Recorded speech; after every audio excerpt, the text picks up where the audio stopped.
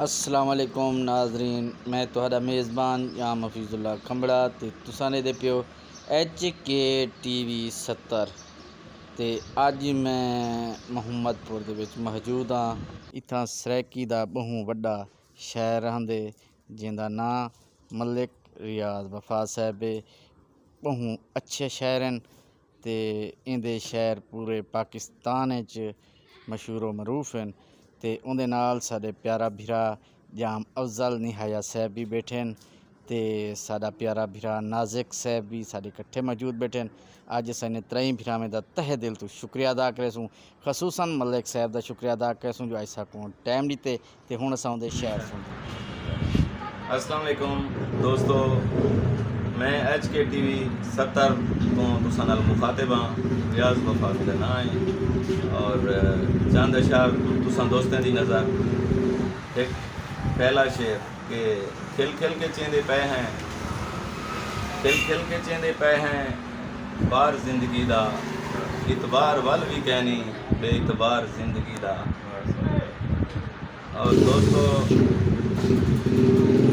एक ब्याह शेरे के मोहब्बत ढेर सारी है, मोहब्बत ढेर सारी है, मोहब्बत ढेर प्यारी है, अजा तई मैं विसारी नहीं तैं कि मैं विसारी है, मोहब्बत ढेर सारी है, उर्दू का एक शेर है सही कि इश्क से मुकरने का दुख है, इश्क से मुकरने का दुख है, गमों के बदलने का दुख है, बेवफा कर देता है वक्त भी, उम्र के ढलने का दुख है। कता के सासा सिक्के हर गए से, सासा सिक्के हर गए असां, औखे वेले सर गए असां, मान वफादा रखण कीते सच्ची गाले मर गए असां। और एक प्यार शेरे के हयाती गुजर गई बस गुजारियां बिच, हयाती गुजर गई बस गुजारियां बिच, सोझला कर नहीं सकिया अंधारियां बिच। और एक प्यार शेरे के भूल गया हमें को या भुलाया मैं दिल हा, भूल गया हमें को या भुलाया मैं दिल हा, तेरी बज़ में यादी विनाया मैं दिल हा।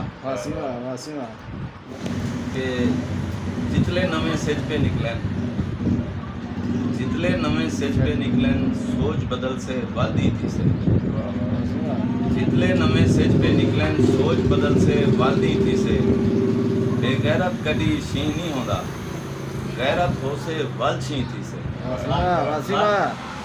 कोने जवानी ढल गई, कोने जवानी ढल गई दिल दा उहो बलपन, कोने जवानी ढल गई दिल दा उहो बलपन, सुनदे भी याद तेरी उठदे भी याद तेरी।